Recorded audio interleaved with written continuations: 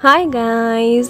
इस एपिसोड के स्टार्ट में हमें दिखाते हैं कि एक्चुअली प्रिंस जब अपना ड्रेस सिलेक्ट करने के लिए गया हुआ था तो वहीं पर ही गुवॉन को एक खुराफाती आइडिया आता है। वो भी उसके पीछे पीछे जाता है और उसको उल्टे सीधे से प्लान्स बताने लगता है। जो ड्रेस उसने सिलेक्ट किया था वो बहुत परफेक्ट था, लेकिन वो कहता है कि देखो वाइट कलर ये सबसे ज़्यादा सैक्रेड दिखेगा। वो कोरियन हिस्ट्री तो जानता नहीं था, तो वो वही ड्रेस पहन लेता है जो कि उस जमाने में एक्चुअली स्वीपर्स पहना करते थे।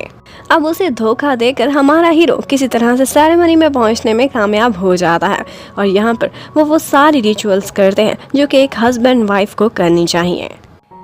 यहाँ पर सारंग भी बहुत खुश थी क्योंकि ऑफ कोर्स वो दिल ही दिल में गुवॉन को लाइक करती थी। अब जब तक प्रिंस वहाँ पर पहुँचता है और उसे पता चलता है कि उसके साथ हो क्या गया है, ये देखते ही उसकी हालत देखने वाली थी। अब गुवॉन आगे आगे था और प्रिंस पीछे पीछे। अब मौका पाकर गुवॉन सारंग के पास बैठा हुआ था। सारंग पूछती है क्या हुआ, तुम बहुत जेलस हो रहे थे। लेकिन गुवॉन का कहना था मैं बिल्कुल भी जेलस नहीं। जेलस तो वो लोग हो जिन्हें खुद पर कॉन्फिडेंस ना होता हो। मैं एक्चुअली ये देखता हूँ कि ये तुम्हारे लिए सूट नहीं करता। आई थिंक 100 से ज़्यादा गर्ल्स से इसने डेट किया है और 2-3 शादियाँ भी की हुई थी।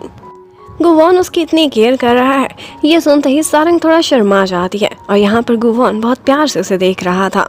और यहाँ पर गुवॉन का रोमांटिक मूड आकर बर्बाद करता है वो प्रिंस, जिसने अब गुस्से में आकर अपने आदमियों को ऑर्डर किया था कि वो सबसे पहले तो गुवॉन को उठाएं और यहाँ से बाहर फेंक दें। अब गुवॉन बेचारा चिल्लाता रह जाता है और उसकी सारंग प्रिंस के साथ वॉक पर चली जाती है। प्रिंस तो उसे कहता है कि तुम कितनी अच्छी हो, मेरे पास भी बहुत सारे होटल्स हैं, मैं एक होटल तुम्हें गिफ्ट में देना चाहता हूँ। लेकिन सारंग का कहना था मैं जिस जॉब में हूँ मैं बहुत खुश हूँ और सेटिस्फाइड भी। मैं कोई बिजनेस मैनेजमेंट नहीं जानती, ना ही करना चाहती हूँ और मेरा सिर्फ एक ही एम है कि जो कोई भी होटल में आए जिसे मुझे सर्व करना हो वो हमेशा खुश जाए और मैं उसे सिंसेरिटी के साथ वेलकम करूँ। एक्चुअली यही सिंसेरिटी तो सबसे रेयर चीज़ होती है और वो प्रिंस को सारंग की बहुत पसंद आ गई थी। अब सारंग का एक हैक्टिक डे ख़त्म हो चुका था। अब जब वो वहाँ से जाने लगती है तो यहाँ पर गुवॉन उसे रोकता है। उसने सारा दिन हील्स पहनी थी तो वो उसके लिए स्लीपर्स अरेंज करता है और फिर उसके बाद वो उसे किंग होटल के एक स्पेशल रूम में जाकर बुकिंग करा देता है।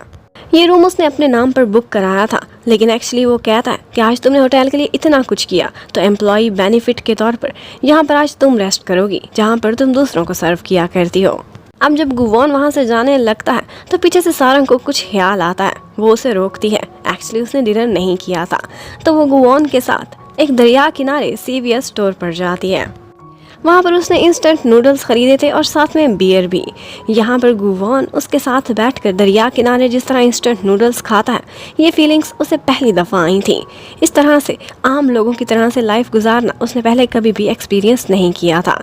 यहाँ पर वो उसे बड़े मज़े से एक नए स्टाइल में डम्पलिंग्स खाना भी सिखाती है और ये सब कुछ गुवॉन बहुत इंजॉय कर रहा था। और वो उसे ये भी कहता है कि इतनी स्पेशल जगह तुम मुझे पहले क्यों नहीं लेकर आई। अब उसके बाद हमें डायूल को दिखाते हैं। एक्चुअली उसका हस्बैंड बहुत मीन टाइप का इंसान था। आज डायूल थकी हुई घर आती है तो वो कहता है कि खाना बाहर से खाने की बजाय तुम ही पकाओगी। जब वो खाना पका कर हटती है तो वो ट्रैश उसे फेंकवाना चाहती थी, लेकिन वो सोने का नाटक करने लगता है। ये सारी बातें उसकी छोटी सी बेटी नोटिस कर लेती थी और वो आज अपने डैड को कहती है कि जब मैं बड़ी हो जाऊंगी तो आप जैसे लेजी इंसान से कभी शादी नहीं करूंगी। लगता है मॉम से गलती हो गई है। अब सारंग बहुत मज़े से उस VIP रूम में सो जाती है। नेक्स्ट मॉर्निंग 8 बजे उसे गुवॉन जगाने के लिए आता है तो वो बताती है मेरी 3 बजे ड्यूटी है, मैं थोड़ा और सोना चाहती हूँ। अब इससे पहले कि गुवॉन वहाँ से जाने लगता, यहाँ पर सारंग अपनी पुरानी मैनेजर को देख लेती है और एक झटके से गुवॉन को हाथ खींचकर अंदर बुला लेती है। ये कमरा उसके नाम पर था। सारंग इतना डर जाती है कि वो अंदर जाकर छुप जाती है, जबकि गुवॉन कैजुअल होने की एक्टिंग करता है और मैनेजर से कहता है और तो कोई चीज़ नहीं, लेकिन तुम मुझे ज़रूर डिस्टर्ब कर रही हो, और फिर उसके बाद उसे वहाँ से भेज देता है। अब वो सारंग की तलाश में था जो कि बहुत अच्छे से कबर्ड में छुपी हुई थी। बड़ी मुश्किल से वहाँ से सर निकालती है डरते डरते। अब उसकी आंखें खुल चुकी थी, वो वहाँ से जाना चाहती थी, लेकिन गुवॉन एकदम से उसे रोकता है और फिर उसे कैरी करता हुआ सीधा बेड तक लेकर जाता है। यहाँ पर सारंग की तो चीख भी निकलने वाली थी, वो इतना माचो मैन लग रहा था। वो उसे कहता है यहाँ पर अब और कोई भी नहीं आएगा, इसलिए तुम आराम से आराम करो, ये तुम्हारे लिए है आज के दिन VIP रूम। अब वहाँ से बाहर निकलते हुए गुवॉन को भी फीलिंग आती है कि जैसे आज उसने एक बहुत ही मैनली काम किया है और वो खुद से ही बड़ा इम्प्रेस दिख रहा था। जबकि थोड़ी देर बाद सारंग को पता चलता है कि प्रिंस ने उसे स्पेशल डिनर पर इनवाइट किया है और एक स्पेशल ड्रेस भी भिजवाया है। जबकि दूसरी तरफ गुवॉन के लिए भी प्रिंस की तरफ से एक प्रेजेंट आया था और उसने कहा था कि यही कपड़े पहनकर आज तुमने पार्टी में आना है। गुवॉन जैसे ही वो कपड़े देखता है तो प्रिंस के लिए उसके मुंह से एक बहुत बड़ी सी गाली निकलती है। फाइनली वो टाइम आ जाता है जब डिनर के लिए रेडी होकर सारंग वहाँ पहुँचती है। आज प्रिंस भी मॉडर्न लुक में था और सारंग भी उस ड्रेस में बहुत क्यूट लग रही थी। अब वो आकर बैठती है, जिस तरह से प्रिंस उसे ट्रीट कर रहा था उसे बहुत ऑकवर्ड लग रहा था, लेकिन अभी कुछ और भी स्पेशल था। और जैसे ही वो देखती है कि आज का बटलर कौन है तो पता चलता है कि वो तो गुवॉन है और उसने वेटर वाला ड्रेस पहना हुआ है। वो उनको आकर सर्व कर रहा था। ये देखकर सारंग तो हैरान रह जाती है। इतने में प्रिंस आगे बढ़ता है और एक रिंग निकाल कर उसे प्रपोज ही कर डालता है कि तुम मुझसे शादी कर लो, तुम्हारा हर दिन इसी तरह से हसीन बन जाएगा। सारंग तो अभी इतनी बड़ी डायमंड रिंग देख रही थी कि गुवॉन वो रिंग छीन लेता है और कहता है कि तुम मेरी एक एम्प्लॉई को हैरेस कर रहे हो। वो उसे वहाँ से ले जाना चाहता था, लेकिन सारंग उसे रोक देती है। एक्चुअली वो नहीं चाहती थी कि प्रिंस और गुवॉन के बीच कोई भी लड़ाई हो। अब सबसे पहले तो वो उसकी रिंग की तारीफ करती है और साथ ही साथ उसकी सिंसियर फीलिंग्स की भी, और कहती है कि लाइफ में पहली दफ़ा मुझे इतना VIP ट्रीटमेंट किसी गेस्ट ने दिया है। आप अब तक के बेस्ट गेस्ट हैं। और साथ ही साथ वो बहुत पोलाइटली उसकी ऑफर को डिक्लाइन कर देती है। यहाँ पर गुवॉन की तो धड़कनें काफी तेज हो गई थी, लेकिन अब वो एकदम काम हो जाता है और फिर उसके बाद वो तीनों मिलकर खाना खाते हैं। और यहाँ हमें पता चलता है कि प्रिंस और गुवॉन एक्चुअली वो दोनों काफी शरारतें करते हैं। और जब प्रिंस वहाँ से जाने लगता है तो वो जाते जाते कहता है कि गुवॉन ने मुझे बहुत अच्छे से ट्रीट किया है और मैं इसके सर्व करने से बहुत खुश हूँ, और किंग होटल से भी। लेकिन गुवॉन का तो मन कर रहा था कि बस ये यहाँ से जाए और वापस कभी ना आए, लेकिन प्रिंस जाते जाते उसे एक नोट टिप में भी देकर जाता है। प्रिंस का कैरेक्टर काफ़ी फनी था और इंटरेस्टिंग भी। उसके जाने के बाद यहाँ गुवॉन सारंग से पूछता है कि जब उसने तुम्हें रिंग दी तुमने फौरन इनकार क्यों नहीं किया? एक लम्हे के लिए क्या तुमने सोचा था कि तुम उसकी ऑफर एक्सेप्ट कर लो? सारंग उसे छेड़ने के लिए कहती है कि ये तो एक सीक्रेट है और मैं तुम्हें कभी नहीं बताऊंगी। उसके बाद हमें योंग को दिखाते हैं। उसे यही कहा गया था कि उसे ज़्यादा से ज़्यादा अपनी सेल्स बढ़ानी है और इसी चक्रों में वो इतनी जल्दी में होती है कि अपनी कमर पर ही चोट लगवा बैठती है। और यहाँ पर रुओन उसे घर तक वो उसकी बहुत केयर कर रहा था। ये देखकर सारंग हैरान रह जाती है कि ज़रूर कुछ तो फिशी है, और लड़का काफ़ी हैंडसम भी था। एक्चुअली योंग पर बहुत प्रेशर था कि अगर उसकी सेल्स बढ़ेंगी तो तभी उसे प्रमोशन मिलेगी। उसके साथ की सारी गर्ल्स को प्रमोशन मिल चुकी थी, सिर्फ वही सबसे पीछे रह गई थी। अब वो अपने फ्रेंड्स के साथ एक प्लान बनाती है और नेक्स्ट ही डे वो लोग सोना में जाते हैं और वहाँ पर बातों बातों में अपनी प्रमोशन का बताकर बहुत सारी कस्टमर्स को अट्रैक्ट करने लगते हैं। जबकि उधर गुवॉन आज फिर से बेचैन था। उसे अपनी मम्मी का रिकॉर्ड चाहिए था, लेकिन उसे इतना समझ आ जाता है कि गुहुआ ने जानबूझकर उस रिकॉर्ड को ख़त्म कराया है, क्योंकि वो चाहती थी कि उसकी मम्मी की कोई निशानी ना रहे, कोई भी उनको याद ना रखे, और वो यही अंजाम चाहती थी कि गुवॉन का भी हो जाए।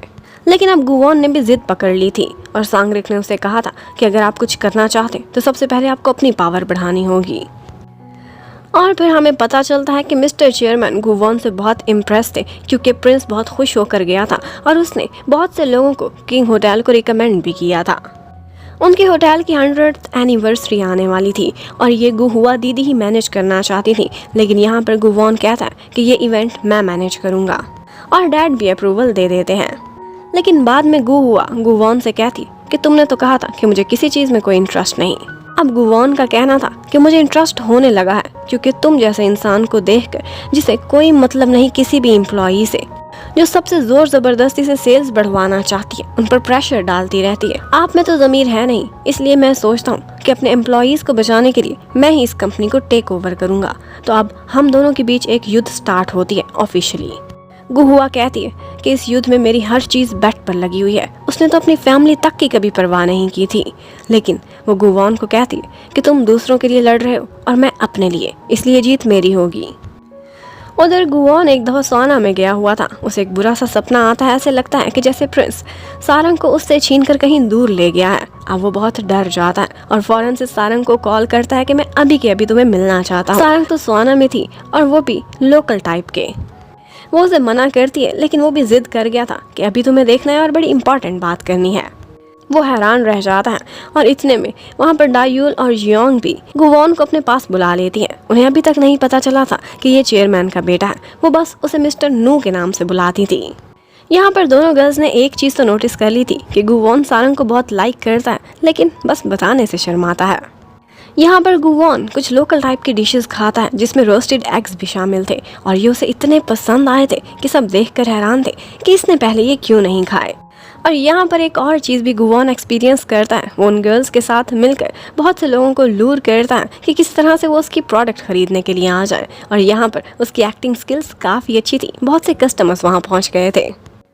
लेकिन गुवॉन को एक बात पता चल गई थी कि ये सारा कुछ अगर कोई कर रहा है तो वो मजबूर होकर कर रहा है, और वो भी उसकी दीदी के प्रेशर की वजह से। उनकी पॉलिसीज़ कंपनी में बहुत ख़राब थी। वो दिल ही दिल में ठान लेता है कि वो ज़रूर अपने एम्प्लॉयज़ की हेल्प करेगा जब वो पावर गेन कर लेगा। यहाँ पर वो गर्ल्स एक दफ़ा सारंग से साइड पर होकर गुवॉन के साथ गेम खेलती हैं और उससे पूछती हैं, तुम उसे लाइक करते हो ना?